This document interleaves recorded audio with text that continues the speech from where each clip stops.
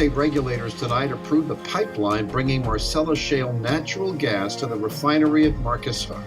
Sunoco Logistics says its Mariner East 2 pipeline will stretch 306 miles from eastern Ohio all the way through Chester and Delaware counties. The announcement has made a major impression in Marcus Hook, Delaware County, and local businesses are paying attention. Sunoco has decided to launch Mariner East 2. They can't prevent a pipeline from coming into their communities. Neighbors are making their voices heard tonight, concerned about the impact it would have on safety and property values and worried about damage to their properties. Neighborhood is on Lisa Drive in West Whiteland Township, Chester County. It has seen more than a dozen sinkholes open up, and Mariner East 1 is currently shut down while workers investigate.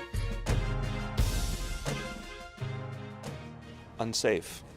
Devastation. Climate disaster. It's danger. Unconstitutional. Greed. Violation. Wrong. Yeah, I think just unknown. Land grab. It's controversial. The effed up situation in TJ's yard.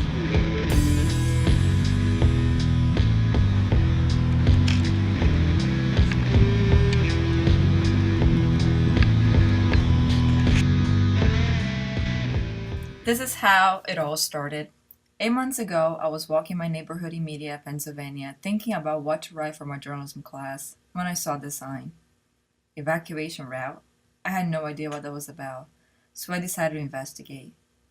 I started writing about the pipelines for the school paper, doing research and interviews with the residents, activists, experts, and local officials. But with time, I realized the school paper's word count was not enough. The problem was much bigger. So I invited my fellow journalism students, Aaron and Kristen, to investigate Sunoco's Mariner East project with me. And this is what we found out. Sunoco Logistics is responsible for the Mariner East project, which consists of 3 pipelines. The Mariner East 1 pipeline, indicated by the blue line on this map, was built in the 1930s and was recently refurbished and repurposed to transport natural gas liquids from western Pennsylvania.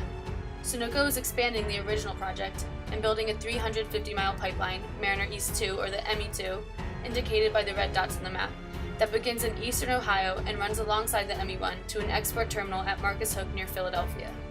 Sunoco also has a 3rd pipeline in the works, the ME2X. The construction of the ME2 has not gone according to plan. Sunoco's drilling methods have affected those living near the pipeline, including residents in Chester and Delaware counties. TJ Allen is one of them. I mean, you guys are looking I don't know if you're going to want to walk in here. Here it's all start. I get so frustrated. I got so depressed on this, talking about this thing for months, man. This whole yard's gone. I mean, it's just gone. A little bit. Hopefully, I don't know. Yeah. hopefully we'll be here by the end of this interview. Slowly sinking. By the interview, we're like this. ME1 runs through TJ's property. On November 11th, 2017, a sinkhole opened up in TJ's backyard after Sunoco started the construction of ME2. I came home, was driving past. They had a guy that was supposed to be monitoring. He used to sit right there where you could see right through there. All he ever did was sit in the truck, and he was supposed to be watching for that to happen because Sunoco knew that they hit something down there. They had hit a cavern or crevasse, whatever they call it. They didn't inform us of that, but then they put a guy up there because they knew the fluid was going to come out. According to Sunoco, this is what horizontal directional drilling entails. Horizontal directional drilling, or HDD, lets us reach that goal by drilling a path below ground for the pipeline to travel safely from point A to point B. Horizontal directional drilling is an established safe technology that does not require any excavation. This trenchless technique is often used by city utilities installing water and sewer lines, and by companies installing fiber optic cable. HDDs disturb a much smaller area compared to other drilling methods, with fewer lasting effects to the area and to those who live and work nearby. HDDs also have a significantly smaller carbon footprint. The yard was a gray slush pool. I mean, it was just disgusting. They didn't do anything. There was no fence. There was nothing. There was no even orange fence to, hey, if you're a kid running across the yard, by the way, there's a sinkhole there. There was nothing. And then finally, they put this orange fence where all this green fence is and put that wooden cap over it. And they then called it secure.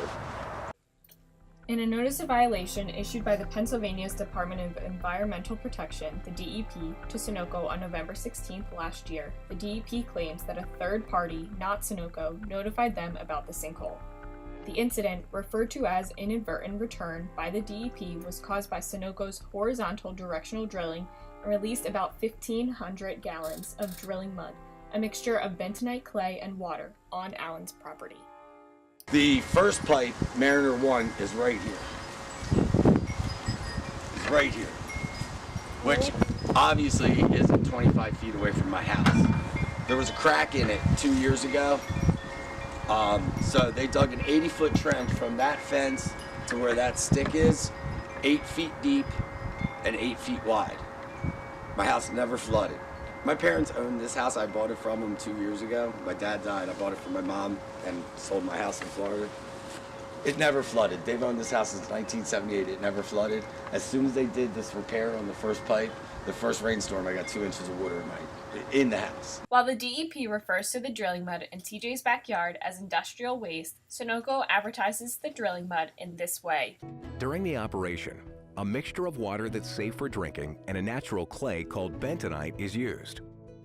Bentonite is environmentally friendly and commonly used in many of our everyday products. There's no security that that pipe's not moving or that my house will not just fall into a sinkhole. Like, nobody has told me it won't. When we did this interview, TJ's lawyer was still in contact with Sunoco to reach an agreement.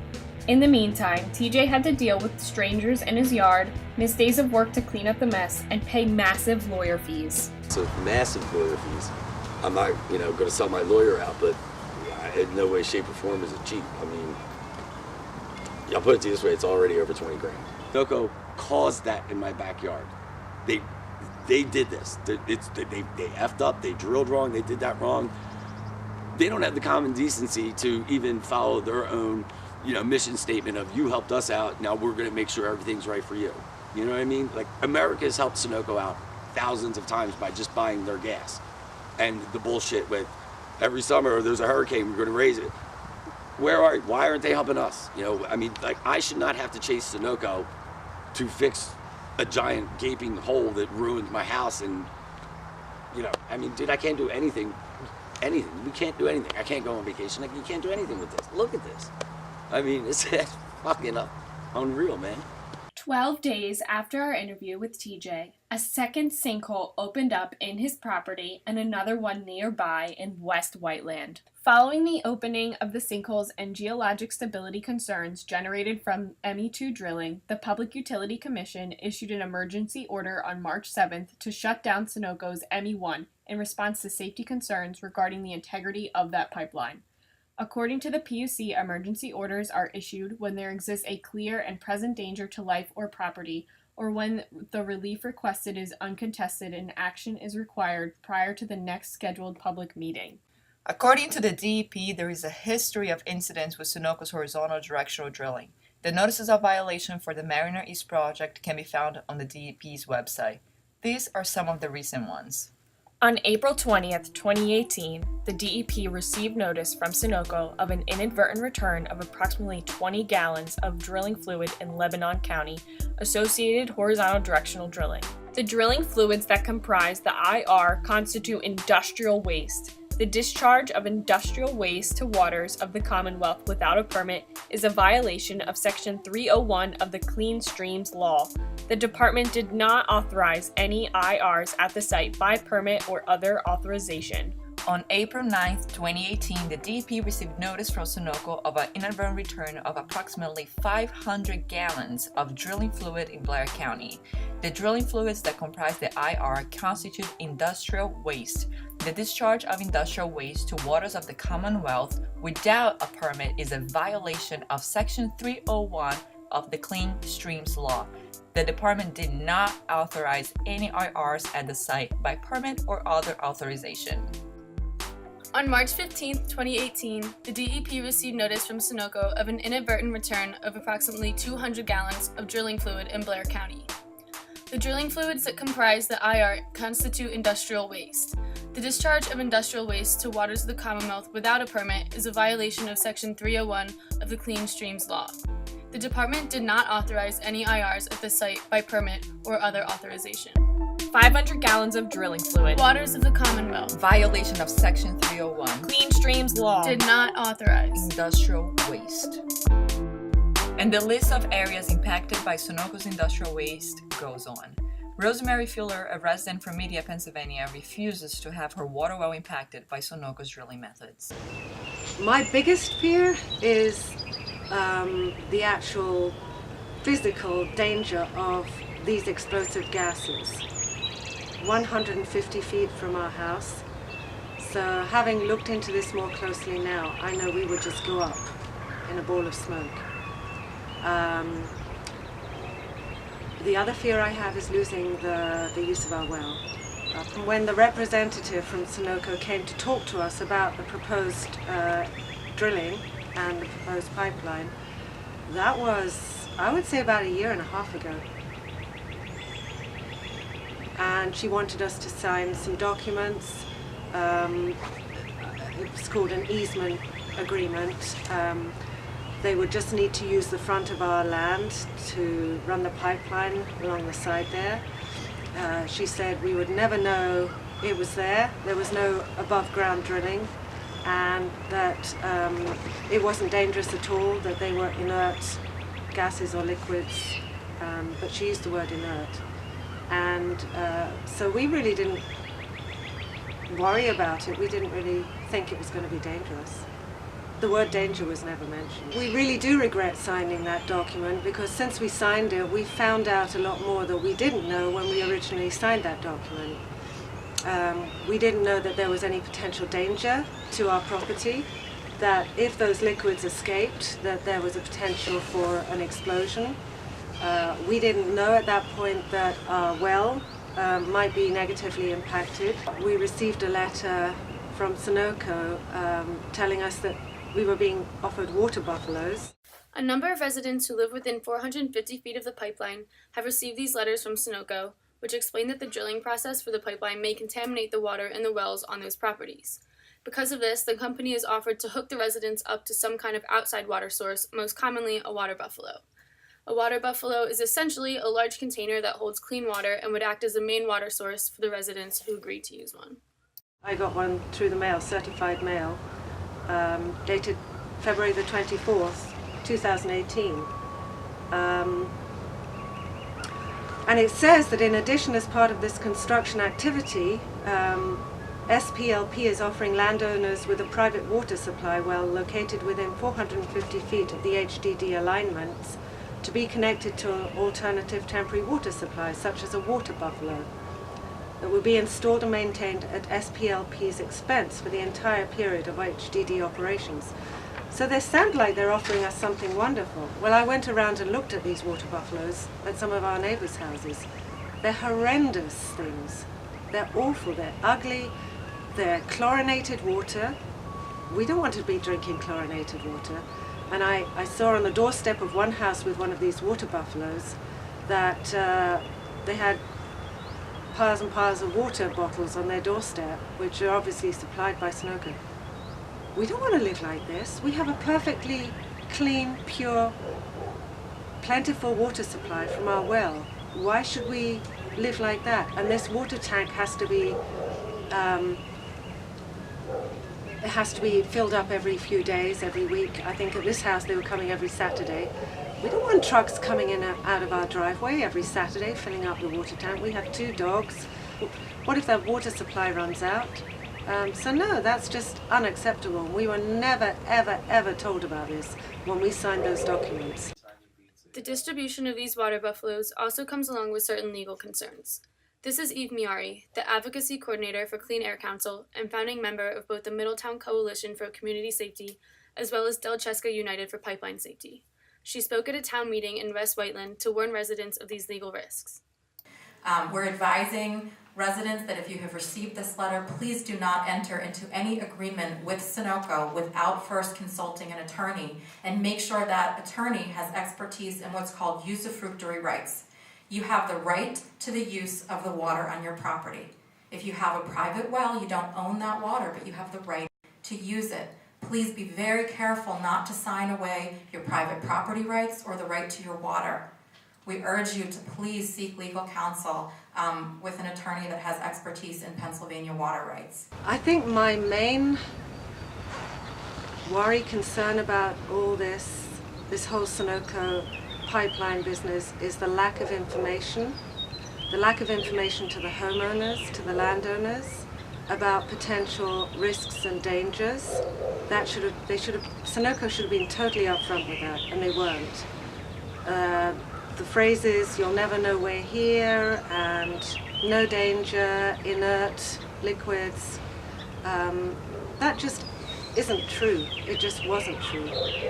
And even now, every time I try to reach out to Sunoco or the DEP, I don't get any information.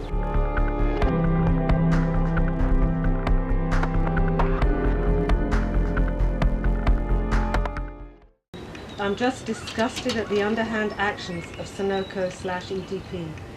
Ordinary people like us end up paying the price for building a pipeline that makes a private, not public company rich. It sickens me. This isn't what I thought America was about. And he answers, "Yes, ma'am."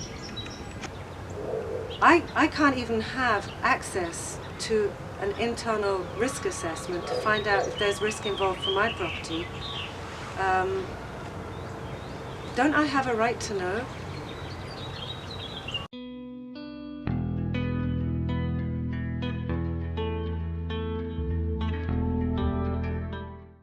After learning about the sinkholes in TJ's backyard and the incidents alongside the pipeline, we reached out to the geology department at Westchester University and other schools in the area to find out more about the geological formation of Chester and Delaware counties, but unfortunately, no experts were available for comment. Our next step was contacting the chemistry department at Westchester University. There's positives and there's negatives of this, and right now the concern is the safety. And, you know, the drilling that's taken place and the karst region. I don't know if you know anything about karst regions. That's limestone that they're building over in some cases, and there's sinkholes. It's limestone, but because of water erosion and so on and so forth, they are prone to sinking. The geology department here has denied all of our interviews because they're tied with the pipeline. So. Whoa, interesting. That what was running through the pipeline was not natural gas, it was natural gas liquids. And these are things that I didn't think about before last year. But what I do know with the science background that I have is that liquid butane, propane, and ethane are very highly volatile liquids. They're not things that are meant to be in liquid form. They're gases meant to be in liquid form. And when I heard that they were being pushed down this pipeline at really bomb level pressure, I was extremely concerned. Activists are describing 1500 psi's as bomb-like pressure. Would you say that that's true? Yeah, but that's true in every pipeline. You're going to have that kind of pressure if it's a gas pipeline, because gases, there's a lot of space in between the molecules. But if you put it under pressure, you liquefy it, and therefore you can move a lot more. Anything under high pressure like that is always a concern. PSI means pounds per square inch. Okay, 1500, I mean, atmospheric pressure is 15 pounds per square inch. I sat in a township meeting in Delaware County and listened to a top-level emergency management official say that if there was a leak, he would walk up to the pipeline marker and call the number that's on the pipeline marker. That works with other pipelines. That puts everyone, including himself, at risk. Because a cell phone, a car, anything that's an ignition source, a light switch, has the ability to ignite a vapor cloud. That's how combustible it is. The analogy that I would use is when you go and you pump your gasoline, do you use your cell phone while you're pumping the gasoline? You're not supposed to do that. Right. Has anybody ever had that same issue in terms of anybody killing themselves as a result of that ignition? I think theoretically it's possible, but again, it depends on the concentration. If there's a major leak, you got to remember that it's going from 1500 psi to 15, which is atmospheric pressure. Yeah. 14.7 to be exact. So it's going to expand, and it's going to become gaseous, and it's going to, depending on the local conditions, depending on how large the leak is, it is flammable. So if it's concentrated enough and it's near an ignition source, potentially you're going to have a fire or an explosion, and that could be catastrophic depending on the circumstance. We were just curious, like if these pipelines were running in a backyard in a potential home that you would buy, would you buy it? No, probably not. I mean, I think right now, that's a concern. If I would not buy a house near it.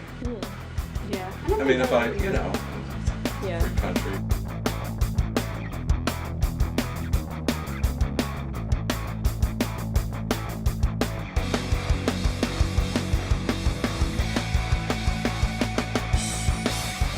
Seen a couple of articles that had cast some doubt on what the project really was, and so I started to do my own research. And the more I discovered and the more I read, the more concerned I became.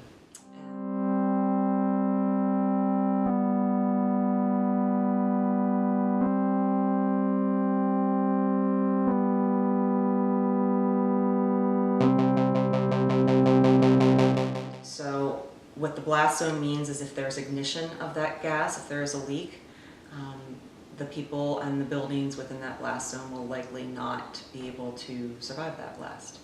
Caroline Hughes is the organizer of Goshen United for Public Safety. She explained to us that several coalitions have formed alongside the pipeline to educate the public and to stop Sunoco's Mariner East project. Now, the coalitions in Chester and Delaware counties have united, forming the Dowchesco United for Pipeline Safety. It's public data to look up accident records. And so when you look at the federal regulation company agency that regulates pipelines, the PHMSA, which is Pipeline and Hazardous Materials Safety Administration, they list accidents that occur by year, and you can go back years. And Sunoco is not only the leakiest operator in the country, they are by far. They're an outlier, not just number one. We took a look at the PHMSA site and found that Sunoco has over $56 million worth of property damage and has spilled over 20,000 barrels of hazardous liquids across the United States.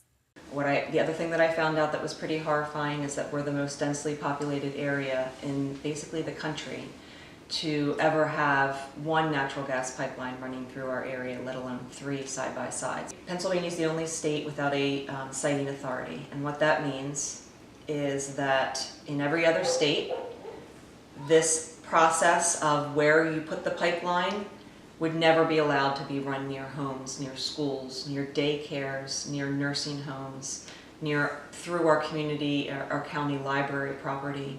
It would never have been allowed. The biggest issue is that a lot of people didn't know. Like myself, a lot of people had no idea. There were a lot of people that looked at the construction that when you pulled in my neighborhood and said, oh, they're widening the roads, or they're fixing the roads. So there was really very little public information. Typically when a project like this runs through, there's a big public meeting, there are letters that inform us, there is a lot of information that goes out. There was none of that for this. And so we were really focused on trying to educate the community. There are codes that are required them to follow that allow for proper emergency planning, and that they are supposed to get a certain amount of information, like see the risk assessment, to know how big is the blast zone, what are the risks, what do we do if there's a leak, how do we evacuate people. Because Sunoco has not released the risk and safety assessment of the pipelines to the public, local officials and regional citizens groups, including residents like Caroline, have united to raise funds for an independent risk and safety assessment. Residents are so concerned about this project that they've created a GoFundMe page that by April 30th had accumulated $21,008 out of $50,000 they intended to raise to pay for the risk assessment. They also have tried to bring their concerns directly to Governor Wolf in Harrisburg. Caroline told us about one instance in October of 2017. When we went to Harrisburg, we had about 150 people join us. So 150 people on a Tuesday went to Harrisburg, and these were people from all over the community, from all ages. Our youngest was 6 months old, and our oldest was in her 80s. And we had many school children come with us. And they were wonderful through the press conference. They walked with us to the governor's office, and we asked them to deliver the postcards, and they handed them in shoe boxes that they had decorated. And so when the governor's staff member came out to speak with them, they were asked, why they were here. And one child said to keep our schools safe. One said, I don't want this pipeline. And Aiden said, I'm here to ask the governor to revoke the DEP permits. It was a proud moment, and clearly he had been listening to what I was saying, but that was really what we were asking, because at that point there had been many environmental accidents. So, our concern and our focus has been, both equally on the environment and the environmental issues that these projects create, but also the public safety issue, which is something that is unique to this area in particular. Everyone along this pipeline, no matter if they live in a rural area or not, is at risk. And every life along this pipeline is important. After speaking with Caroline about the safety issues, we decided to contact another concerned parent. Eric Friedman welcomed us into his home and showed us the lack of a coherent emergency preparedness protocol in the Westchester School District. This was sent to me, and I presume all parents on their email list, by the Westchester Area School District. And it's not dated, nor does it indicate who produced it, but it is titled Westchester Area School District Hazardous Materials Emergency Protocol. Once you read this, what was your impression? Frankly, I thought that it raised more questions than it answered with respect to what the school district would do in the event of a leak of highly volatile liquids. These materials, if they leak, are colorless and odorless and heavier than air, so they tend to move downwind, and they're extremely flammable. This protocol notes that 3 of our school buildings and our district office are within 1,600 to 3,100 feet of the Sunoco Mariner East 2 pipeline, and all 18 of our buildings have the potential to be impacted by hazardous materials. So one of the steps supposedly to be taken here in the event that the principals notify that there's a leak of highly volatile liquids is to shut off the school's air conditioning systems. And presumably that's intended to attempt to not have those systems draw gases into the school buildings, but the fact is that the operation of air conditioner switches, either on or off, has itself the potential to create a spark, and it appears that the district did not consider that. Another example is that the initial step suggested in this protocol is a reverse evacuation procedure where students would be brought inside the building if they're outside and would shelter in place initially. Now, for shelter in place, by the way, is not a recommendation that Sunoco makes or that the federal government makes. Their recommendation is on-foot self-evacuation. The school district apparently, for some reason known to itself, decided to suggest this shelter in place. But if that's going to be part of the plan, one would hope that the school district would have evaluated the ability of the buildings to withstand a fuel air explosion. It apparently has not done that. And you would also hope that the school district would have evaluated the least risk location within each building in which to gather students. The suggestion is shelter in place. Then I think you need more detailed instructions for each facility about where exactly the children should be brought. And then finally, of course, the idea that if evacuation is implemented, all classes, staff, and students will report to the assigned evacuation area, observe the wind direction by observing flags or leaves, and move students appropriately. What's your opinion about that? I just think it's fantastically implausible.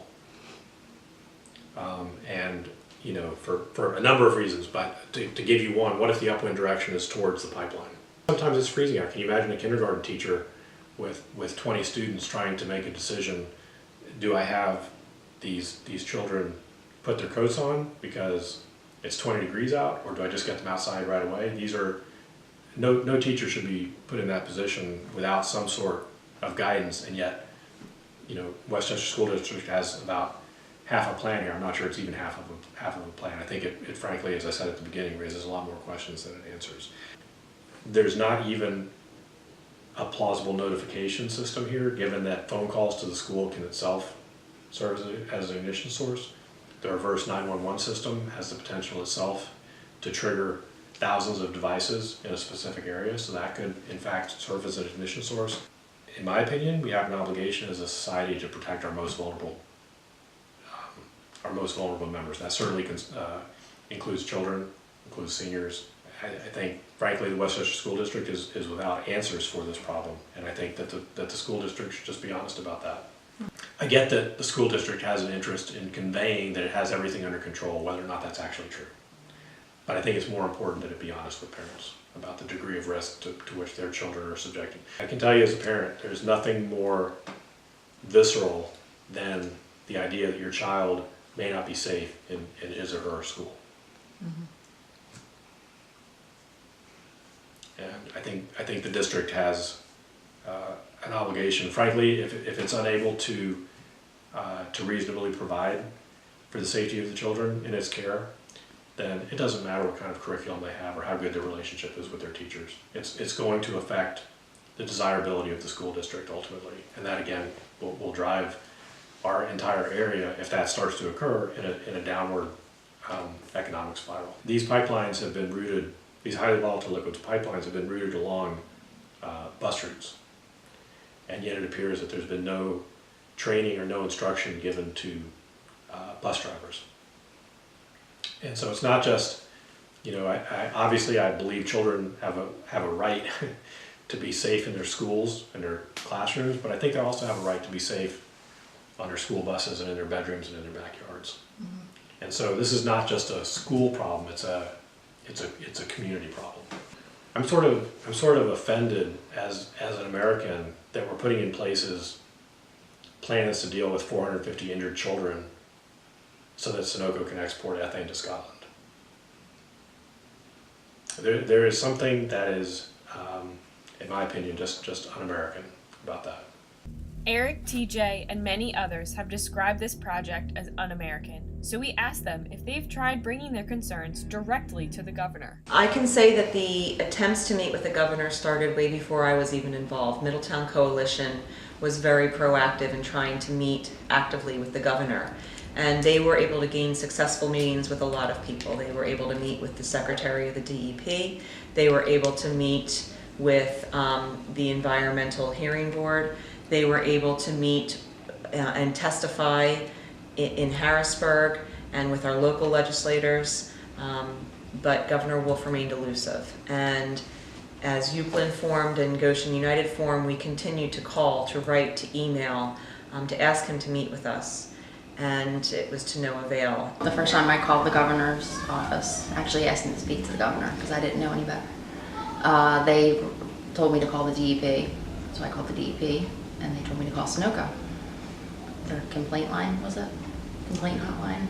And that cycle continued for many people, and like I said, including township officials who said, I'm a township official, I need to speak with someone, and threatened to call our other legislators related to that, and the supervisor actually laughed at him and said, go ahead, and hung up on him.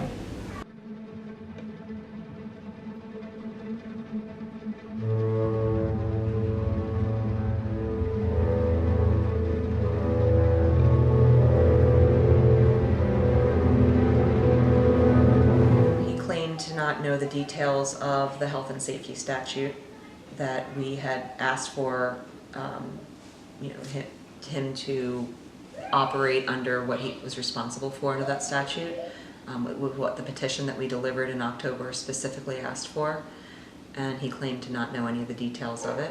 He also said that he was not going to give us an answer now, but that he would take it all under consideration. So you have not heard from him since that meeting? We have not. In the meantime, he's running for re-election in November. He can't hide from this area forever. He needs this area to win. Any candidate running for governor needs the four the counties around Philadelphia, Montgomery, Berks, Delaware, and Chester County to win. It's just a numbers game. Delaware and Chester County, this is a huge election concern, topic, and issue that's vital to people on both sides. So any gubernatorial candidate that is serious about wanting to win needs to get on the right side of this issue. This is not a done deal, and that there are things that are evolving and occurring and support that we're gaining that will make for an interesting next couple of months. That people see the construction resuming and say, I guess it's going to happen. And Sunoco just came out and said that they're going to be finished by June. But the reality is they've named many past deadlines that have long gone. So they're trying to keep their investors happy. We know better, and the community is really standing up. So this is not a done deal. This project is very different. This is an export project. This is a project where a company is taking these byproducts and shipping them overseas. So my answer to someone who says, well, would you rather have it on the road? The answer is no, I don't want this at all. The answer is we shouldn't be put at risk for the sake of this one company to make billions. So we should. I want to add that I think that probably about halfway through my time so far, I realized that we are pretty much being experimented on here, between the content, the method of installation. They're drilling holes and then they're blindly pulling pipes through it. I don't know what's happening to those pipes. They claim that they do through high consequence areas, and the pressures are unbelievable, and then to boot, you have something that you can't see or smell if there's a leak. And we're relying on Sunoco to let us know if there's a leak, if they pick it up with the drop in pressure and they choose to notify people, or God forbid, some sort of an explosion. It seems like our two options right now. So, all around, not okay with this. And I'm not a guinea pig, and neither are my kids. It's too dangerous for the kids. We need to stop this pipeline once and for all. So we campaigned very hard, canvassed, worked with candidates who felt the same way as we did and had the same concerns, and led and ran on this topic. But we're also very qualified on top of this one issue. And we very successfully flipped many seats in Delaware and Chester County related to ME2. One of the seats that was flipped was a township supervisor position in Euclid Township, which was recently filled by Mamie Bauman. Bauman has been a resident in Chester County for the past 17 years. As a citizen and a local official, she expressed to us that ensuring the safety of the citizens in her township is one of her biggest concerns. As soon as I stepped up to run for supervisor, which was spring of last year, I started to educate myself and started going to township meetings. Quickly found out that our supervisors that were sitting at the time weren't up to date on all the facts about the pipeline. So they weren't prepared to, educate the community. They weren't even educated themselves. One of Bauman's goals was to try to enforce zoning laws that would not allow the pipelines to run through such densely populated areas. But court orders have granted the PUC jurisdiction over zoning for the pipelines, which takes some authority away from her and the other supervisors. Still, she went on to explain many things local officials and regular citizens can do to make sure Sunoco is held accountable. Educate yourself, educate your township officials if they're not. Go to meetings, local township meetings. Find out information from the safety groups. Pay attention to what's happening. Like if you live on an easement, it's really important. Like at our township, we really try to oversee the project as much as we can, as much as we're out there, our engineers are out there enforcing the things that we can enforce, like noise ordinances and the stormwater permits that, you know, issued and that sort of thing, road closures and those kinds of things, but residents can really help us make sure Sunoco's doing what they're supposed to be doing, because what we found time and time again is that they, you know, they're self-reporting to the DEP if something happens, and a lot of times they don't. If you see something weird, report it. Don't hesitate to call the township and report what you see, because chances are it's not going to be good. Be informed, know what it is, try and be proactive, communicate with your constituents, your residents, do what you can to help them feel like their concerns are being at least, you know, listened to, and we can act as intermediary between the citizens and Sunoco. We can help you deal with whatever issues you're having with Sunoco. That's our main concern, is the safety of our residents, and that's the concern for the residents too. Yeah. Because what we know is that pipelines leak, and a leak would be catastrophic. We've met with county emergency services and local emergency services, because we're responsible for an emergency response plan in our, you know, community.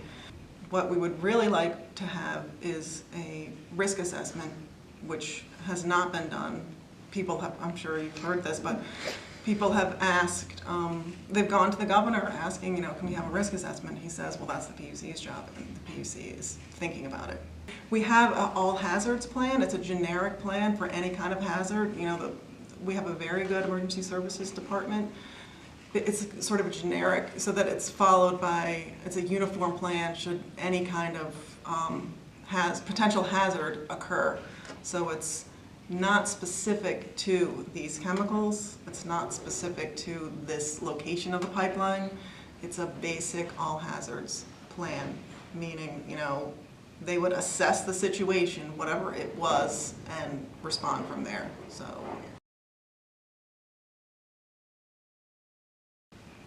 I expect him to protect the people of Pennsylvania and the environment.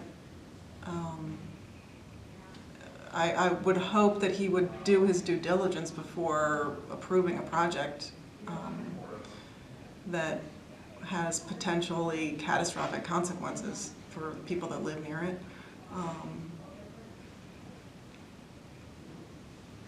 Yeah, I would hope that he would keep his doors open. I don't know if you heard recently that they went to Harrisburg, a group of citizens went to Harrisburg, and his reception room was closed. I mean, there were guards in front of it.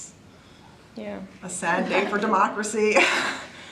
It's very clear that the governor has oversight and the ability, the executive ability, to do something if the risk of this project or something that's introduced to a community is too much. You know, we have real concerns. I would love it if he would come here and see what's going on.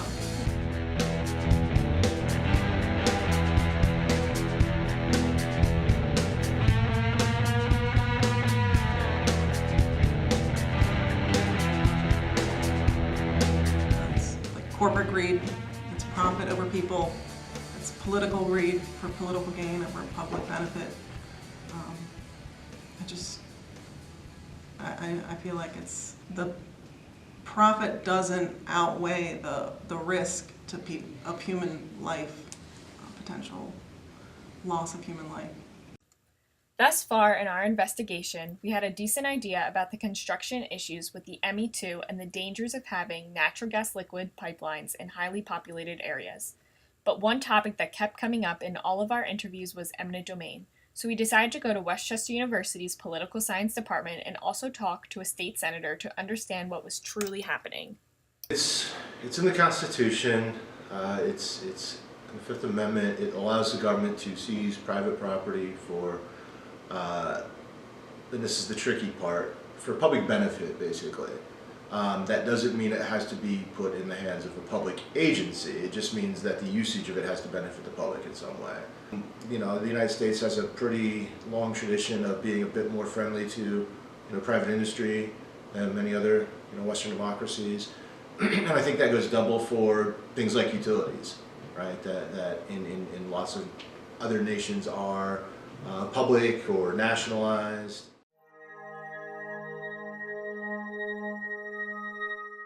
What Sunoco has proposed for this project is to take a considerably larger piece of our community's open space, which, according to the plans under which this subdivision was approved, this open space was to be preserved in perpetuity for the use and enjoyment of residents, and in fact for the township as a whole. It was preserved, treed, wooded, grassy, well-maintained open space. In August 2017, they arrived in our neighborhood and destroyed the open space. However, they have not done any construction of the pipeline itself. So they cut down probably 150 trees, including some 200-year-old ginkgo trees. They destroyed a berm which had buffered our houses from the state highway beyond. And so they sort of turned a significant part of our open space into a construction site, but then just left it. Sunoco never approached our homeowners association with any offer with respect to the open space. Sunoco filed what's called a declaration of taking in Delaware County Court to condemn the property. So that is eminent domain, is what they have been claiming. We remain in litigation over their right to do that, over their authority. Eminent domain, the authority to take private property, is an awesome power. It's generally used by governmental agencies to take a piece of property for what the Constitution says is public use. Those are the terms in both the Pennsylvania Constitution and the United States Constitution, public use. And so the way that I grew up understanding eminent domain was that if a governmental agency needed your property for a school or a road or an airport, they could take your property through eminent domain. You would receive some reasonable approximation of fair market value, and you could go live someplace else. This is a different application of the principle of eminent domain. In this case, the authority to use eminent domain has been used by Sunoco, a corporation, to take property without any governmental oversight whatsoever of its need for the property or the use that it's going to use it for. And beyond that, they don't propose to take the entire property. It would be one thing if Sunoco said, we're going to use eminent domain to purchase every house in your neighborhood and we'll turn it into an industrial site. That would have been one conversation, but that's not what has been done here. Instead, they said, we want to take just a piece. We want to take a part of your property, and we're going to use that for hazardous industrial use. We'll leave you with the degraded remainder. And so two things are, I think, wrong with this picture. One is that this authority has been used by a corporation, not for public use. And two is it's not the entire property. It's just a sliver. It's just a piece that they want. In fact, they don't even become the owner of the property. They don't even pay taxes on the property. What they propose is that my homeowners association remains the owner of the property, but they have taken for themselves the use of that property for their industrial use in our residential district.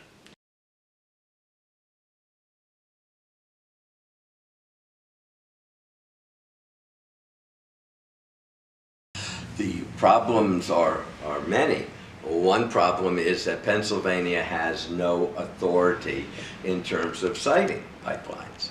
Most states consider the impact area.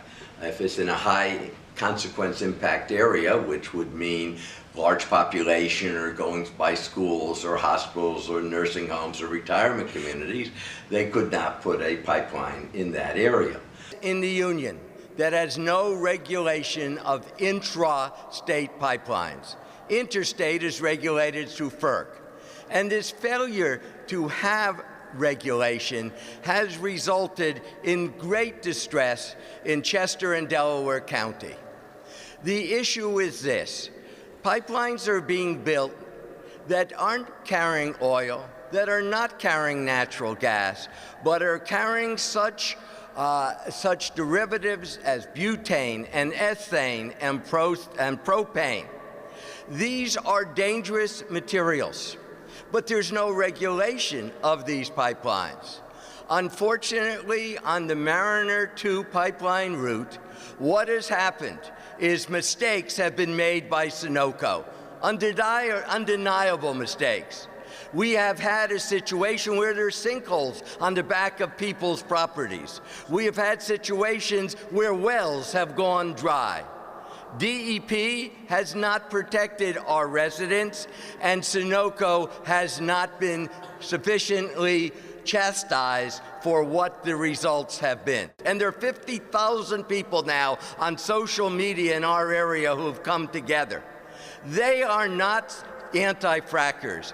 They are not necessarily extreme environmentalists. They are moms and dads who care about what is occurring. And what has occurred is that Sunoco got permission from the PUC to use eminent domain. These pipelines go adjacent to schools, to nursing homes, to rehabilitation places, to hospitals, to communities. Most states have regulations which define a high-impact area, and such pipelines carrying these materials would never have been tolerated. When this line was granted in the 1930s, 87 years ago, they were allowed to be a utility because I think they had heating oil and other types of fuel oil going through it. So they argued that if they got PUC status for their first line, over 80 years ago, then all they were going to do was build two adjacent lines, and therefore they had already been declared a utility. And even now, you have pipeline number 1, which was built in the 30s, so it's an 87-year-old pipeline carrying some of the most combustible materials. Stop drilling! Stop spilling! Leave our land alone! Stop drilling! Stop spilling! Leave our land! The most fascinating thing in the story, which we haven't talked about, is that part of it is going to Sweden. For decades, Europe's chemical industry has relied on natural gas from the North Sea, but stocks are running out. In America, it's a different story. Thanks to hydraulic fracturing, the US has an abundance of gas. In a pioneering project, INEOS is set to become the first company in the world to ship US shale gas across the Atlantic to Europe. The ethane will be chilled down to a temperature of roughly minus 140 degrees Fahrenheit, so we can put it on specially designed vessels that INEOS has contracted to build with Evergas and ship that material to their facility in Rafnes, Norway. And the Swedish press became very concerned they came here to Pennsylvania, they came to Harrisburg, they came to talk to me, because their journalists, based on the concerns of their citizens, wanted to know what's going on. And they said, listen, we are the end users of this product, but we want to understand what its safety risks are, what its environmental risks are. So what I find fascinating is we have more concern coming out of Sweden than we have coming from some of our own public officials. After viewing the video published by INEOS, who is Sunoco's customer, we questioned the validity of eminent domain in the situation and decided to ask Sunoco how much of the natural gas liquids were actually going to be used by Pennsylvanians. This was their response. We don't determine how much is used domestically and how much is exported. That is up to our customers and can fluctuate month to month based on the market. Customer information is not something that we share. Well, Sunoco didn't provide us with any details, but neither did the PUC, the agency that regulates public utilities. So we asked Senator Dinniman if he thought there was a conflict of interest the fact that the PUC receives funds from the industry it regulates.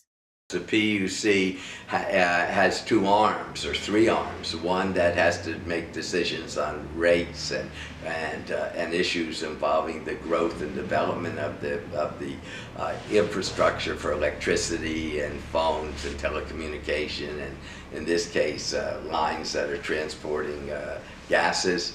But the PUC also is supposed to be a place where citizens can go with complaints and concerns. So the real problem is that it has a variety of roles that conflict with each other.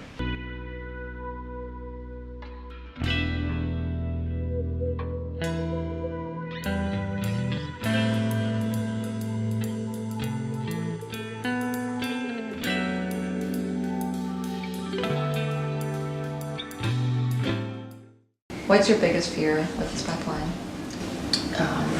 A leak or a rupture and me losing my kids. So much has happened since I saw the sign in media. People welcomed us into their homes and offices and shared their stories and fears with us.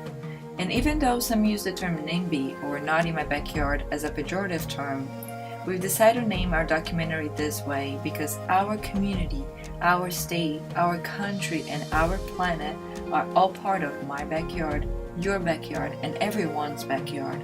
We don't live in a bubble, and every person and company's actions affect one another.